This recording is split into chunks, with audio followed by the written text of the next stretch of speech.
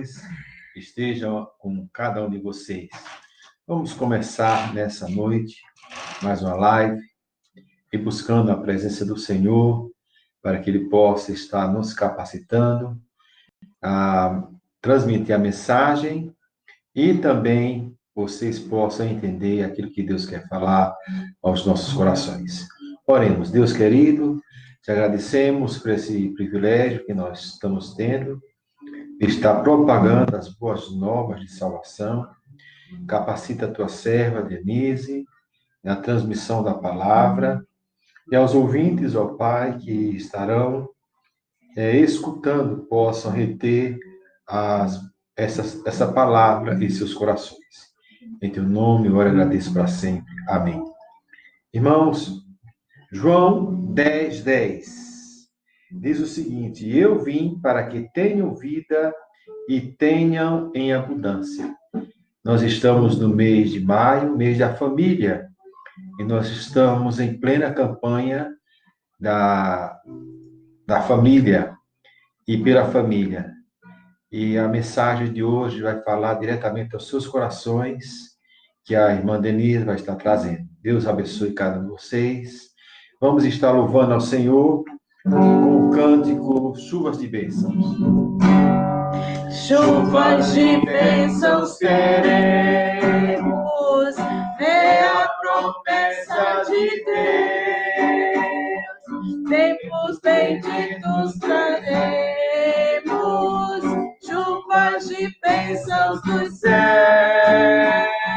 Chuvas de bênçãos, chuvas de bênçãos dos céus. Gotas somente nós temos, chuvas rogamos a Deus. Chuvas de bênçãos teremos, chuvas mandadas dos céus.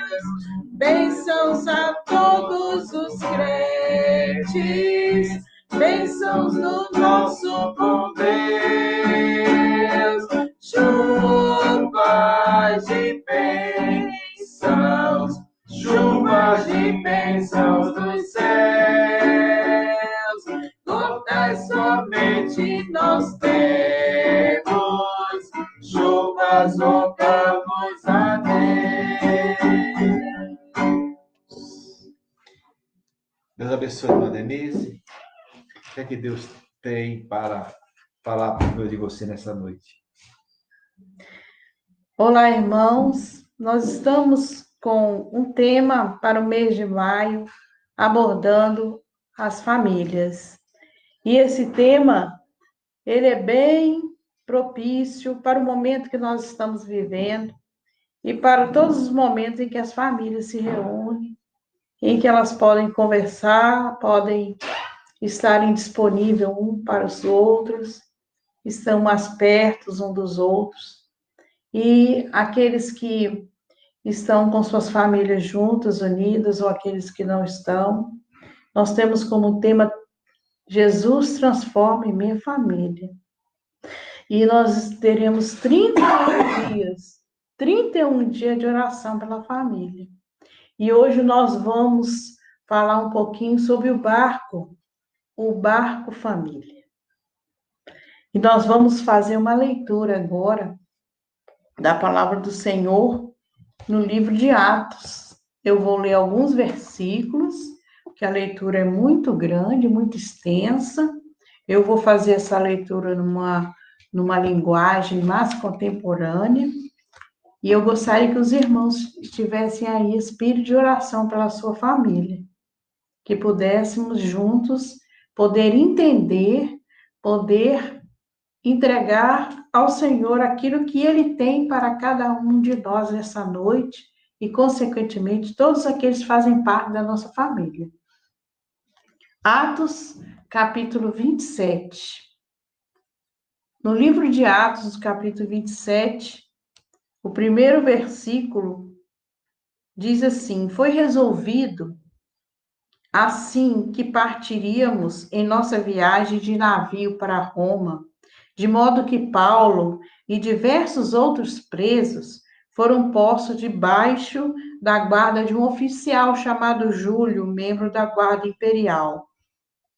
Partimos num barco com destino à Grécia, o qual deveria fazer várias escalas ao longo da costa turca.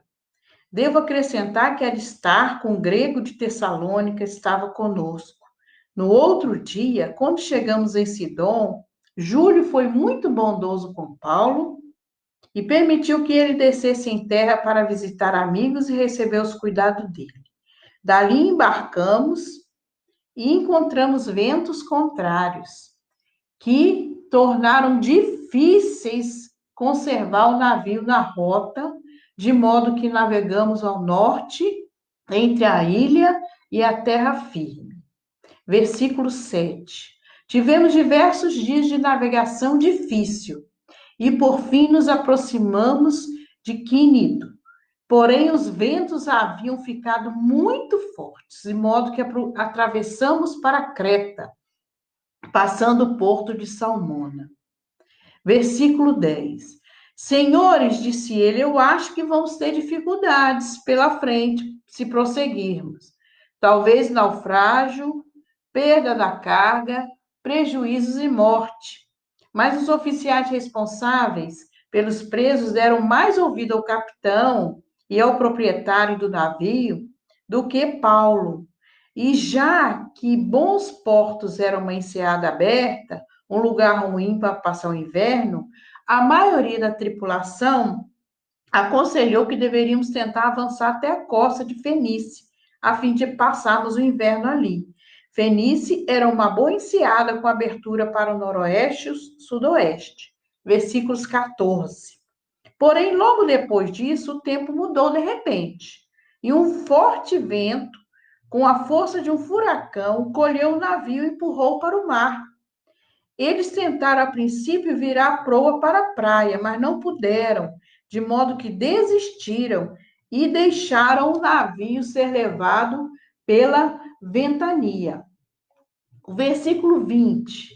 A terrível tempestade rugiu sem diminuir, nada durante muitos dias, não nos deixando ver o sol, nem as estrelas, até que finalmente toda a esperança acabou. Ninguém tinha comido por um longo tempo, mas Paulo finalmente se levantou no meio da tripulação e disse: Homens, vocês deveriam ter dado ouvidos em primeiro lugar e não ter deixado bons portos. Teriam evitado todo esse prejuízo e toda essa perda. Mas tenham ânimo. Nenhum de nós perderá a vida, somente o navio afundará. Porque essa noite, um anjo de Deus, a quem eu sirvo, se pôs ao meu lado e me disse: Não tenhas medo, Paulo, porque você sem falta será julgado diante de César. E o que é mais? Deus concedeu o seu pedido e salvará a vida de vocês, de todos os que navegam com você. Portanto, tenham coragem, porque eu creio em Deus. Será exatamente como ele disse, mas iremos naufragar numa ilha. Então, irmãos, até aqui nós encerramos a nossa leitura e nós gostaríamos que o irmão acompanhasse, então, a nossa meditação dessa noite, que vai nos lembrar um pouco a respeito daquilo que a gente está vivenciando, daquilo que a gente vivencia nos dias atuais em todas as famílias.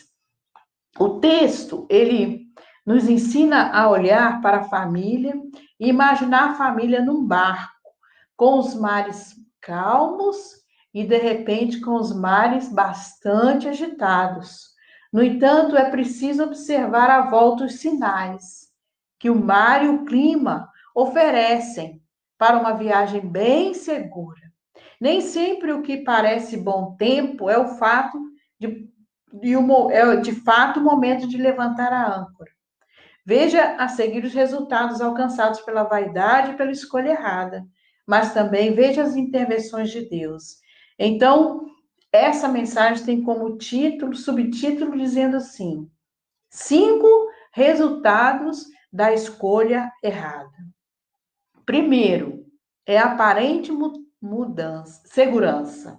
Ou seja, no versículo 13, diz assim: eles pensaram que havia obtido o que desejavam. Assim agem muitos pais sem notar o que está à sua volta. Pensa que está tudo certo, que não tem nenhum perigo. O erro de muitos pais é não crerem que o temporal pode alcançar na sua casa, pode chegar até a sua casa também. E muitos, sem depender de Deus, sem ter o temor a Deus, sem colocar Deus dentro do seu lar, eles ficam vaidosos, não oram, não buscam a Deus, não vão ao templo, não vão à igreja, não fazem o culto doméstico, não buscam a direção de Deus sobre as decisões da família, pensa que está tudo bem. E para muitos pais, o resumo do sucesso é apenas uma aprovação na faculdade, no concurso, é a vida financeira dos filhos bem, se eles estão seguindo carreira. Essa vaidade pode levar a família a muitas surpresas em alto mar. O segundo resultado da escolha errada é o perigo pode estar bem próximo, segundo o versículo 14, que diz assim: pouco tempo desencadeou-se um vento muito forte. Ninguém esperava que isso acontecesse. Muitas coisas nós não esperamos que aconteça. Quando os marujos pensavam que estava tudo calmo, o texto afirma que pouco tempo depois veio uma grande ventania. E vocês sabem como é vento forte. Todos já devem ter passado por essa experiência. Não houve demora. O que parecia calmaria deu lugar a uma grande tormenta. Assim ocorre com as famílias vaidosas. As famílias que não colocam Deus na sua vida, na sua família. Pode ser o casamento de um filho com problema. Pode ser a droga que entrou para a família sem ser convidada, através de um membro da família, drogado, ou um filho que decidiu abandonar o seio da família, não morar mais com a família, ou decidiu não ir mais para a igreja. Pode ser uma tempestade forte que agora exige da família uma ação mais cuidadosa para não perder os passageiros desse barco. Então, Deus sempre avisa antes. Ele envia as advertências. Ele avisa os perigos que estão para acontecer.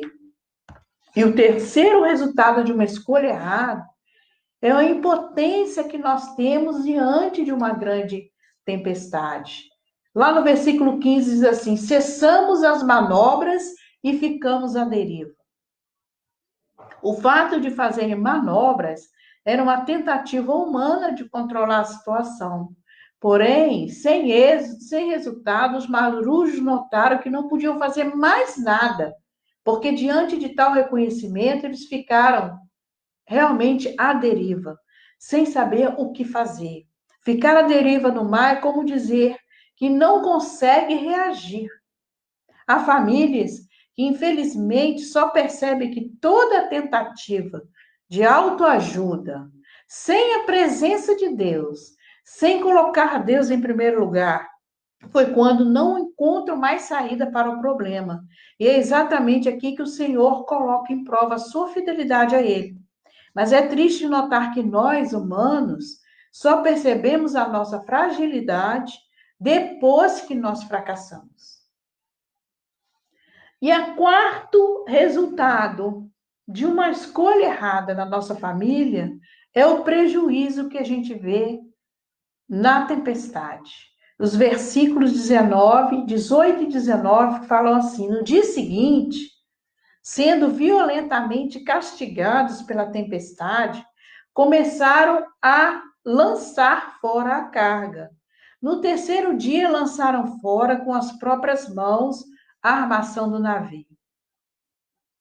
Depois de violentamente castigados, os marujos entenderam que era necessário lançar peso fora. O momento mais difícil nessa viagem é ter que lançar fora os bens e ainda com as suas próprias mãos.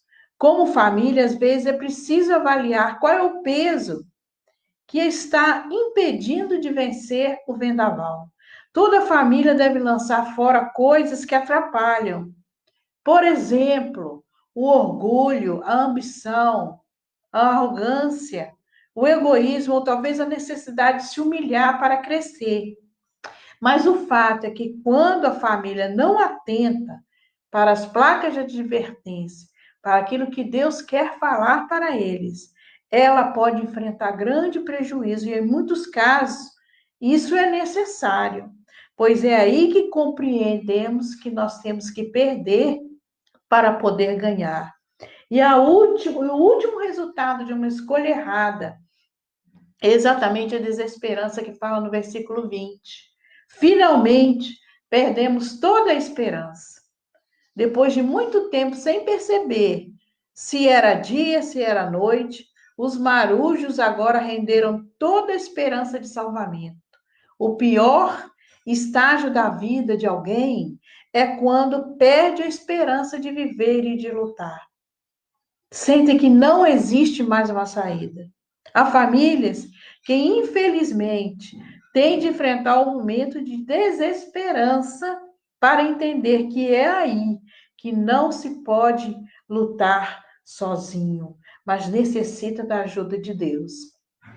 Nesse ponto da viagem é que Deus entra em ação. Muitas vezes o Senhor só entra na história quando nossas esperanças humanas elas se vão. Então Deus faz as suas intervenções. E quais são as intervenções de Deus? Como é que Deus vai agir? Em primeiro lugar, Deus orienta que os marujos deveriam ter coragem. Coragem diante daquela situação, diante de Deus. Famílias em tempestade devem ouvir a voz do Senhor. Quando ele diz: tenham coragem, coragem para lutar, para resistir, para orar e buscar em Deus a esperança. Essa é uma orientação, uma intervenção de Deus. Tenham coragem, famílias, de enfrentar a dor, a luta, a perda, o desemprego, a desesperança, a falta de fé.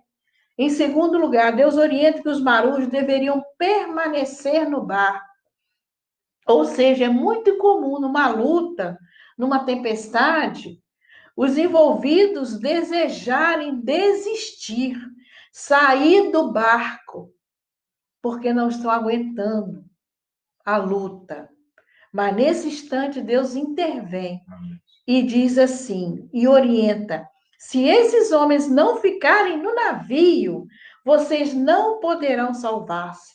Atos 27, 31. E aqui é muito importante que as famílias não deixem a casa, os membros, o casamento, pois sair não vai resolver nada. Aliás, pode provocar destruição e perda ainda maior. Então, Deus fala através dessa passagem: famílias, permaneçam no barco. E a terceira e última intervenção, Deus orienta os marujos que deveriam comer, se alimentar, lá nos versículos 33 a 38. O alimento pode ser uma descoberta de alegria, pois comer está ligado à sensação de prazer, à sensação de saciedade, à sensação de bem-estar, a sensação de estar bem protegido. Aqui é muito importante que todas as famílias entendam que nesse momento de tempestade é valioso encontrar alegria nas coisas simples.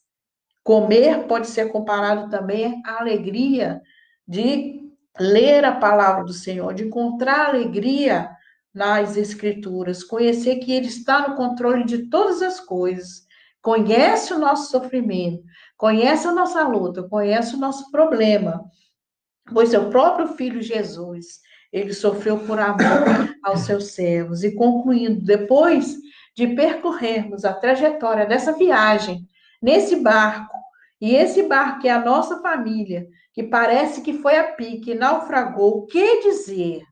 O que fazer? O que dizer agora?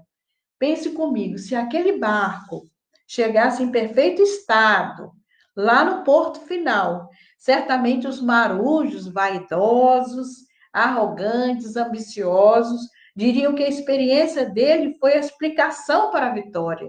Eles ficariam soberbos, ou seja, vaidosos, porque eles conseguiram chegar até o final. No entanto, vocês vejam que o barco se desintegrou num banco de areia. Isso é, numa enseada, lá no versículo 41. Isso é inusitado. O barco, ele foi solavancado por ondas terríveis em alto mar, no meio do mar Adriático, e não afundou ali. Sem leme, sem amarrações, o barco estava completamente à deriva, mas não naufragou ali. Deus já havia dito aos marujos, por intermédio do nosso apóstolo Paulo, que nenhum perderia sua vida, pois apenas o navio seria destruído. Deus estava cuidando de cada vida a bordo. Isso significa que as tempestades que enfrentamos não vão nos destruir, mas que certamente perderemos nossos pontos de apoios humanos e nossa vaidade. O Senhor afundou o navio, mas preservou a vida deles. Deus está nos dizendo que, junto com o naufrágio, também naufragaram o orgulho, a prepotência, a vaidade e a independência dele, porque ele somente era depender do Senhor. Nossa família necessita de Deus para conduzir o barco e nunca tentar conduzir sozinhos. Que Deus possa abençoar cada um de vocês. Que Deus possa abençoar cada família. E que cada um possa entrar nesse barco, mas junto com o Senhor, enfrentando todas as dificuldades, os desafios que uma família tem nos dias de hoje. Que Deus possa abençoar todos vocês. Amém. Que Deus abençoe todas as famílias nesse mês e que essa palavra que Deus colocou na boca da Denise, minha esposa, possa ter ressonância no seio da sua casa. Quero agradecer ao pastor Ademar e Rosimeire Lima, lá nos Estados Unidos, lá no norte.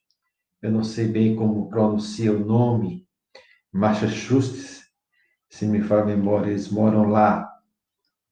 Que Deus possa abençoar. Vocês estão nos escutando, nós estamos orando por vocês, a sua família está bem aqui, e Deus possa continuar nos abençoando e nos conservando em paz. Amém. Deus abençoe a todos que estão nos escutando. Tem mais alguém aí nos escutando, Denise? Sou Lucas, de São José Divino. Lucas, da Igreja Batista. Vamos estar orando com esses irmãos. Deus abençoe a todos aqueles que vão escutar ainda essa live. Deus querido, no nome de Jesus, chegamos mais uma vez na tua presença agora para te agradecer, porque a tua palavra diz que ela não volta vazia. Aquilo, Senhor, que é semeado, Senhor, no bom coração, há um resultado. O Espírito Santo teu, ele há de convencer o homem do pecado e há de, Senhor, de fazer com que ele possa se desprender daquilo que está no bar, que está o escravizando, está tirando a sua alegria. Deus amado, tem misericórdia das famílias, ó Pai, que são opressas, que estão vendo, Senhor, muitas vezes a solução, abandonando-os, pessoas, membros, outros indo para as drogas, outro para a prostituição, e tantos derivados de pecados, Senhor, tem procurado. Mas nessa noite queremos te rogar para que eles procurem aquele que é o comandante de nossas vidas, do nosso barco. Aceite a minha oração que eu faço no nome de Jesus Cristo. Aceite a bênção apostólica. Que a graça do nosso Senhor e Salvador Jesus Cristo, o amor de Deus nosso Pai, a comunhão consoladora do Espírito Santo, seja com todo o povo de Deus, desde agora, para todo sempre. Amém e amém. Que Deus abençoe a todos. Amém.